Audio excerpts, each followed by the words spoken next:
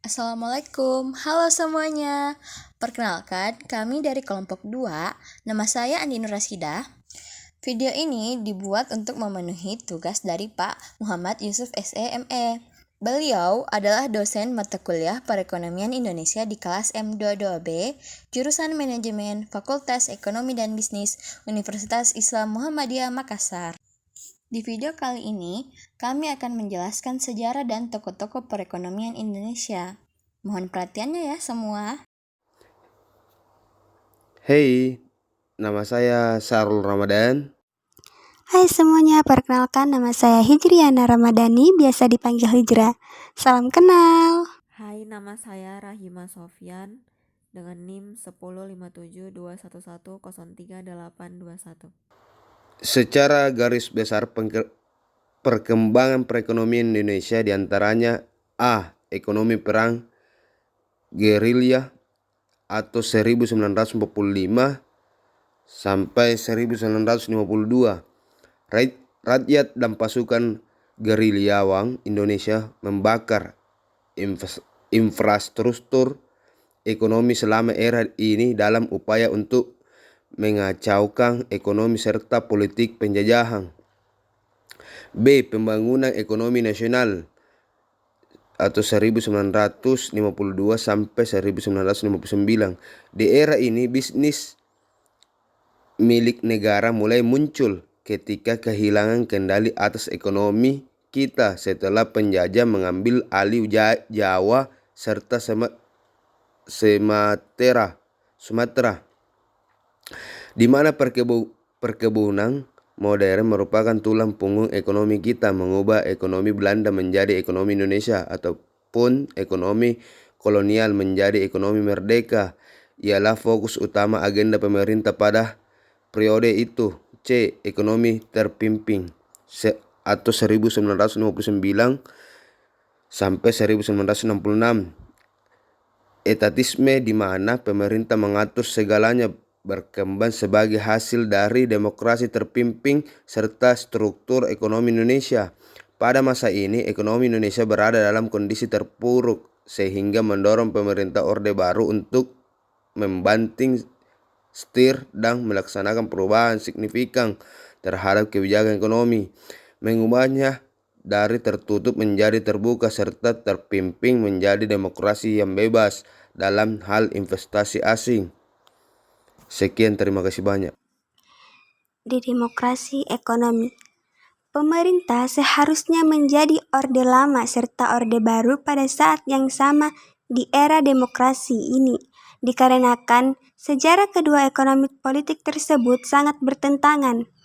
Selain PJP 1, sistem ekonomi Indonesia didasarkan pada demokrasi ekonomi Pancasila yang bermaksud mendorong pertumbuhan di seluruh sektor ekonomi. Yang kelima, reformasi ekonomi. Era reformasi dimulai dari pemerintahan B.J. Habibie serta berlanjut pada pemerintahan Abdurrahman Wahid. Namun, pemerintahan Indonesia tidak mampu mengatasi krisis ekonomi yang dihadapi pemerintah Orde Baru, termasuk skandal KKN, yakni korupsi, kolusi, serta nepotisme. Yang terakhir, ekonomi Pancasila. Evolusi sistem ekonomi Indonesia sejak tahun 1945 mengacu pada Emil Salim, mengikuti ayunan pendulum dari kiri ke kanan. Awalnya condong ke arah sosialis, namun akhirnya bergerak ke arah liberal. Adapun untuk menstabilkan ayunan pendulum tersebut sejak zaman batu, serta pada akhir tahun 1970-an, pendulum tersebut telah menetap di tempat yang sekarang dikenal sebagai sistem ekonomi Pancasila. Pertumbuhan ekonomi di Indonesia tidak bisa dilepaskan dari peran para tokoh ekonomi nasional. Beberapa tokoh ekonomi di Indonesia antara lain: 1. Muhammad Hatta. Tokoh yang dikenal sebagai Bapak Koperasi Indonesia ialah Muhammad Hatta yang menjabat sebagai Wakil Presiden pertama Indonesia. Setelah menjadi anggota Perhimpunan Indonesia di Belanda pada tahun 1920-an, Muhammad Hatta mulai memperlihatkan tanda-tanda pemikiran ekonominya. Pada tahun 1922, Muhammad Hatta dipercaya sebagai bendahara oleh Perhimpunan Indonesia. Selanjutnya, pada tahun 1925, ia secara resmi diangkat menjadi ketua. Selain itu, Hatta juga memperluas pemahamannya tentang ekosistem koperasi pada periode tersebut. Pada tanggal 12 Juli 1960, setelah Muhammad Hatta melaksanakan riset mengenai koperasi pertama Indonesia didirikan. Beliau kemudian menjadi tokoh yang memunculkan sejumlah gagasan filosofis, termasuk teori ekonomi kerakyatan. Muhammad Hatta juga dikenal sebagai salah satu ekonom Indonesia dikarenakan kontribusinya dalam bidang ini. 2. Sumitro Jojo Hadikusumo. Sistem ekonomi gerakan benteng diusulkan oleh ekonom Sumitro Jojo Hadikusumo dari September 1950 hingga April 1953. Kabinet Natsir menerapkan gerakan benteng, sebuah inisiatif ekonomi. Maksud dari metode ini ialah guna melindungi para pengusaha pribumi. Latar belakang lahirnya sistem ini ialah kondisi ekonomi yang tidak stabil pada saat kemerdekaan. Sumitro yang menjabat sebagai Menteri Perdagangan pada saat itu memanfaatkan situasi ini guna meluncurkan gerakan benteng pada bulan April 1950.